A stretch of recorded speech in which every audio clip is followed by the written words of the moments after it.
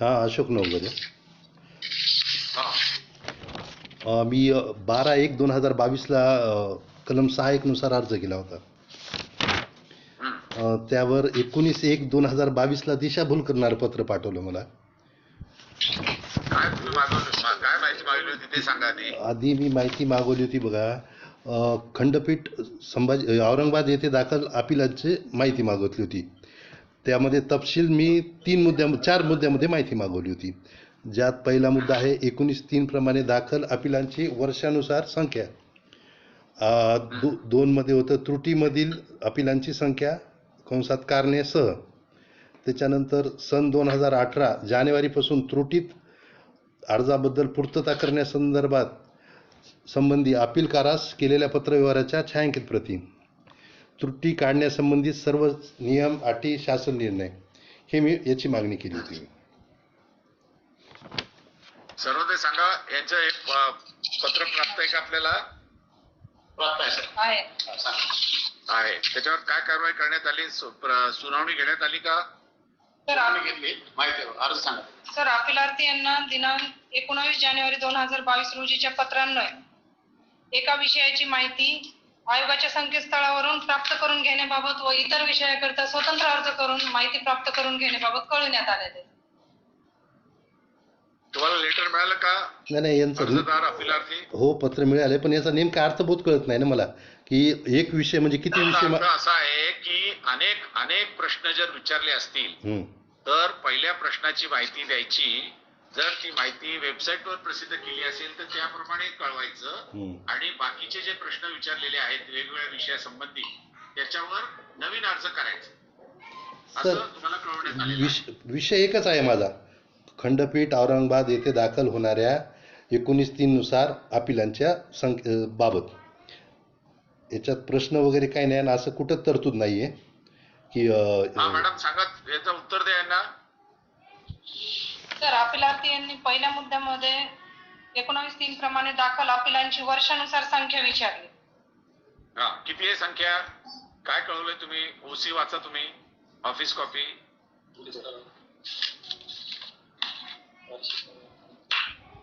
तर संकेतस्थळावरून प्राप्त करून घेण्याबाबत कळवलंय त्यांना. वार्षिक अहवाल आपण सादर करतो ना.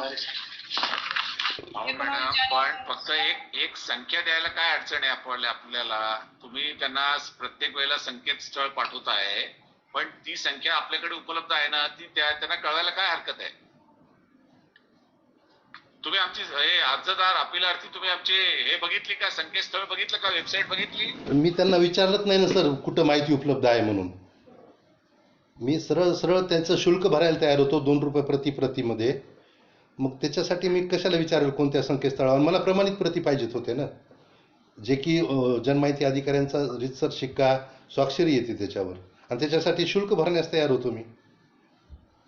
नाही, हे बघा साहेब, असं आहे की जी माहिती संकेतस्थळावर उपलब्ध आहे ती देण्याची आवश्यकता नसते, असा नियम आहे. बर. तर तुम्हाला जर कळवलं की संकेतस्थळावर ही माहिती उपलब्ध आहे या हेड खाली, तर तुम्ही ते संकेतस्थळ बघायचं, पाहिलं मी, आणि त्याची प्रिंटआउट घ्यायची. पाहिलं मी, ऐका ना, पाहिलं मी. संकेतस्थळ नाहीये, त्याच्यावर असली कोणतीच माहिती उपलब्ध नाही. जनमाहिती अधिकाऱ्यांनी त्याचा तपशील द्यावा की इथं या स्क्रोलवर जाऊन इथं जर तुम्ही क्लिक केलं तर हे उघडेल, त्याच्यानंतर ते उघडेल, तिथं भेटेल म्हणून. त्यांना आता तुम्हाला ओपन करून दाखवायला सांगा. ओपन होती का बघा मी जी माहिती मागवली ती. सर्व ते काय ओपन होती का आपलं संकेतस्थळ? ओपन होतं सर, मध्यंतरी थोडा ह्याच्यामध्ये मेंटेनन्स मध्ये होतं आपलं. बरं, असं करा, त्यांनी फक्त संख्यात्मक माहिती मागितलेली आहे, ती संख्यात्मक माहिती द्यायला काही अडचण नसावी. एकूण संख्या आपण देऊ शकतो का? एकूण संख्या त्यांना संख्या ती आपल्या याच्यामध्ये प्रमाणित करून द्या त्यांना. पुढे काय विचारलं तुम्ही? त्रुटीमधील अपिलांची संख्या कारणासह कशामुळं. ठीक आहे सर्व ते. यांनी जी माहिती मागितली ती येत्या 15 दिवसामध्ये त्यांना रवाना करा, जी आपल्याकडे उपलब्ध आहे ती. त्यांना कार्यालयात बोलू सर आपण, कारण आपल्याकडे त्यांना स्पेसिफिक जी माहिती पाहिजे त्यासाठी त्यांना अवलोकन देऊन तुम्ही कार्यालयात येऊ शकता का? 100% 19(8) ख नुसार मला जर खर्च दिला तर मी कार्यालयात उपस्थित राहू शकतो. नाही नाही, कुठे आहे तुमचा पत्ता कुठे आहे? मी परभणीला राहतो. सरोदे यांनी जी माहिती मागितली ती विस्तृत स्वरूपाची आहे का? नाही. विस्तृत स्वरूपाची आहे का? आपला तयार कोण द्यावा लागला? एक ठरवा ना सरोदेजी संकेतस्थळावर आहे का विस्तृत स्वरूपाची आहे ते एकच ठरवा ना. नाही, विस्तृत स्वरूपाची आहे आणि जी उपलब्ध आहे ते संकेतस्थळावर टाकलेली आहे जी माहिती. बरं चालतंय ना. सरोदे आता थांबा. सरोदे आता तुम्ही काय करा, परत एकदा संकेतस्थळ व्हिजिट करा आणि संकेतस्थळावर ही माहिती प्राप्त करण्यासाठी कोणकोणत्या स्टेपने जायचं ते त्यांना फोनवर कळवा आणि त्यांना सांगा तुम्ही संकेतस्थळ ओपन करा, या स्टेप फॉलो करा, तुम्हाला माहिती मिळते का नाही चेक करा. ठीक आहे का? पहिल्या मुद्द्याची माहिती संकेतस्थळावर राहायचं आणि दुसरा जो मुद्दा आहे त्रुटीचा जो मुद्दा आहे तर ते असे आपल्याकडे रेडीमेड माहिती नसते. त्रुटीची जी आपण अपील काढतो ते प्रत्येक अपील कळवू आपण की तुझ्याकडे अशी त्रुटी आहे ती पूर्तता करावं अशी ती अशी त्याप्रमाणे त्यांना कळवा ना तुम्ही. मग हे बघा, आपल्याकडे जे अपील होतात त्या प्रत्येक याच्यामध्ये माहिती देता येते का नाही, माहिती असेल तर काय माहिती दिली आणि देता येत नसेल तर काय देता येत नाही हे कळवा त्यांना. सरोदेजी सरोदे मला तुम्ही दिसत नाहीये. सरोदेजी हॅलो, तुम्ही अपीलाचा आदेश दिलाय का मला पाठवून? हो दिला ना. दिलाय. कधी दिलाय? तारीख सांगायची त्यांना दाखवा, ती ओसी वाचून दाखवा त्यांना काय उत्तर दिलं ते.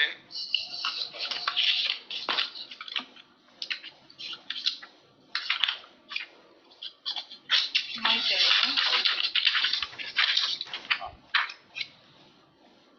आपली 4/3/2022 रोजी सुनावणी घेण्यात आली आहे. सुनावणी घेण्यात आली का? सुनावणीला हजर राहण्यासंबंधी त्यांना कळवण्यात आलं होतं का? सुनावणी ऑनलाईन झाली का फिजिकल झाली? ऑनलाईन झाले सॉरी सर, फिजिकल झाले. कधी 2021 ला? 30/12/21 ला पत्र दिलं त्यांना हा सुनावणी संदर्भात नोटीस दिली हा. आणि आले होते का सुनावणीला? सुनावणी नव्हते आले सर.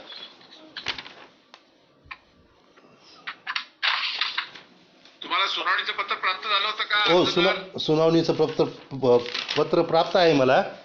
मी त्याच्यात लेखी म्हणणे पाठवलेलं आहे दिनांक 28/2 ला. लेखी पण आले सर. हा ठीक आहे, त्यावर काय कारवाई करण्यात आली? आपण सुनावणी निर्णय घेतला त्यांचा आणि ठिकाणी काढले सर आपण. नाही, निर्णय घेतला. काय निर्णय घेतला वाचा आणि काय त्यांना कळवण्यात आलं? जनमाहिती अधिकाऱ्याने जो त्यांना प्रश्न दिलेला आहे तो उचित असून ते वाचा ना, जनमाहिती अधिकाऱ्याने काय दिलं? सर 19 प्रमाणे वर्षाने अपिलाची संख्या सदर माहिती आयोगाच्या वार्षिक अहवालामध्ये नमूद आहे. वार्षिक अहवाल आयोगाच्या संकेतस्थळावर उपलब्ध आहे. आपण आवश्यक असलेली माहिती आयोगाच्या संकेतस्थळ www.sic.maharashtra.gov.in त्यावर उपलब्ध करून घ्यावी. तसे इतर माहिती करिता वेगवेगळे अर्ज सादर करावे. बरं, हे अर्जदार तुम्हाला हे पत्र प्राप्त आहे का? हो, ते पत्र प्राप्त आहे ना. त्याच्या विरोधात मी 19(1) दाखल केलं होतं ना, ते मान्य नाही म्हणून. सरोदेजी वेबसाईट ट्राय नाही केली का? तुम्ही? केली मला भेटलं नाही त्याच्यात.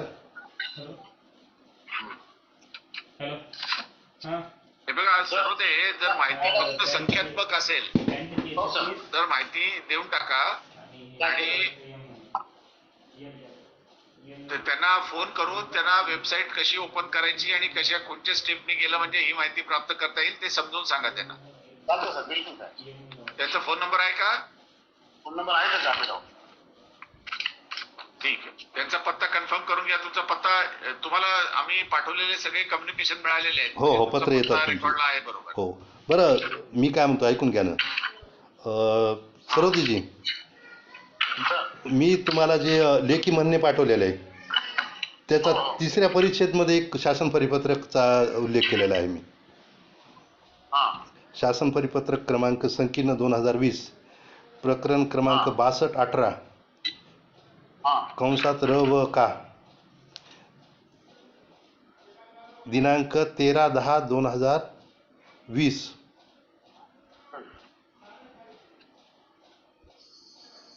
लेखी म्हणणेमध्ये पाठवलेलं आहे, लेखी म्हणणे. हो हो आहे ना, आम्ही विचार घेतला आपलं लेखी म्हणणे. हां जनमाहिती अधिकाऱ्याची पुस्तक दिलेलं आहे. ऐका ना, एक तर बरं मी काय म्हणालो ऐकून घ्या ना. एक तर मी सुसंगत तथ्य मांडलेले आहेत आणि तुम्हाला मी शासन परिपत्रकाचा उल्लेख केलेला आहे की त्यानुसार तुम्ही सुनावणी घ्यावी म्हणून. म्हणजे तुम्ही मला माझी बाजू मांडण्याची संधी नाकारली हे स्पष्ट होतंय.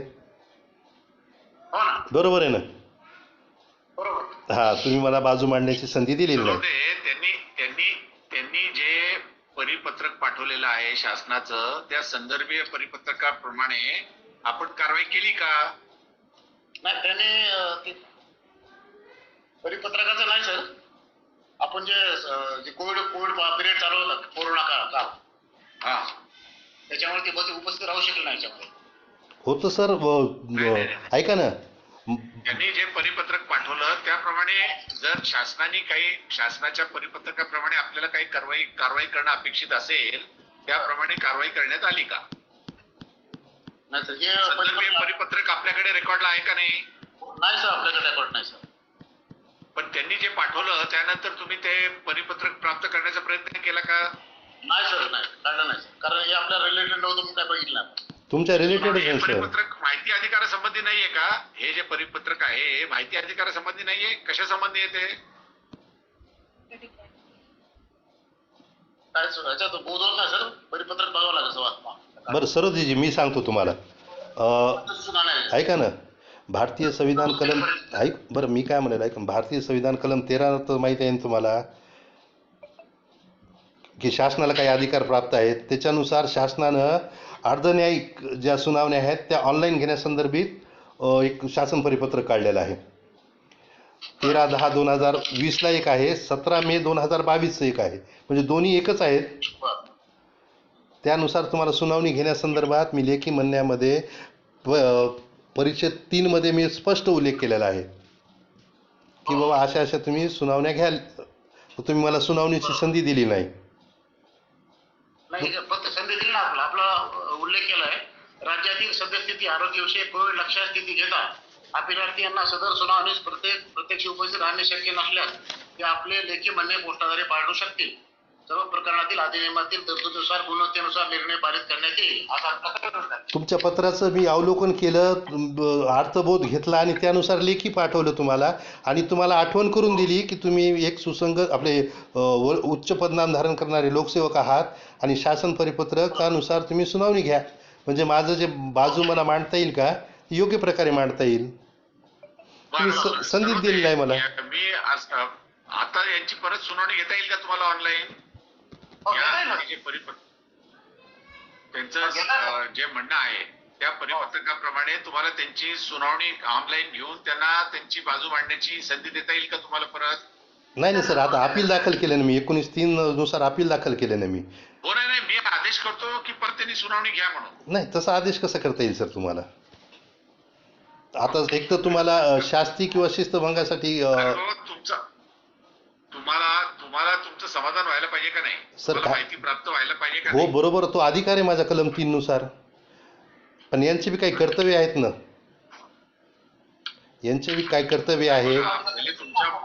तुम्हाला तुमची माहिती प्राप्त झाली का नाही झाली एवढ्या पुरतं बोला. मला नाही भेटली. कर्तव्य अधिकार वगैरे ते आम्ही बघतो. नाही, तो माझा बी अधिकार आहे ना सर. सर तो माझा बी अधिकार आहे, लोकसेवकाचे कर्तव्याची जाणीव करून. म्हणूनच मी तुम्हाला सुनावणीला बोलवलंय. हो ना, मग मी तुमचा अधिकार आहे म्हणूनच तुम्हाला सुनावणीला बोलवलेलं आहे. बरोबर आहे. हा, सर्व दे, ठीक आहे. मी याचा अभ्यास करून तुमच्या याचा निर्णय देतो. नाही सर, मी आता माझं म्हणणं मांडतो ना. हे जे आहे का, कलम 7(1) चा भंग झालेला आहे, 19(1) चाही भंग झालेला आहे. त्यांना शास्ती आणि शिस्तभंगाची करायची हे करावं, लेखी खुलासे मागवावे आणि शासनाच्या महसुलामध्ये त्यांचा दंड भरून घ्यावा. तुम्ही जे काही प्रेयर केलेली आहे त्याची आम्ही नोंद घेतलेली आहे. आम्ही त्याच्यावर उचित निर्णय घेऊ. नाही, उचित नाही. तुम्ही विरुद्ध जात असाल तर सांगा ना मला, तसं सुसंगत तथ्य तुमच्या समोर मांडता येते ना माननीय आयोगासमोर. नाही तसं कसं? चला, यांची सुनावणी संपली. चला. असं कसं मनमानी सगळे करायला संपले तुम्ही का सर? बाकीचे? हॅलो, नाही नाही मनमानी नाही, तुम्ही हो. अवांतर बोलत बसले. अवांतर नाहीये सर, कायद्यानुसार मी स्पष्ट मुद्देसूद- मी तुम्हाला आम्ही मुद्देसूद उत्तर देतो आहे, प्रत्येक प्रश्नाचं उत्तर देतो आहे तुम्हाला. हं. मग कलम याची 20 अजून किती अपील आहेत पेंडिंग? दुसऱ्या विषयाच्या नाही नाही नाही, आता याचे किती विषय आहेत? आता आपण एकच आहे. काही अपील आपण याची सुनावणी घेतली, अजून काही अपील आहे का यांची? नाही एकच आहे. हा चला ठीक आहे, पुढची सुनावणी पुकारा. सर माझं समाधानच झालं नाही ना सर. पुढच्या नाही ठीक आहे,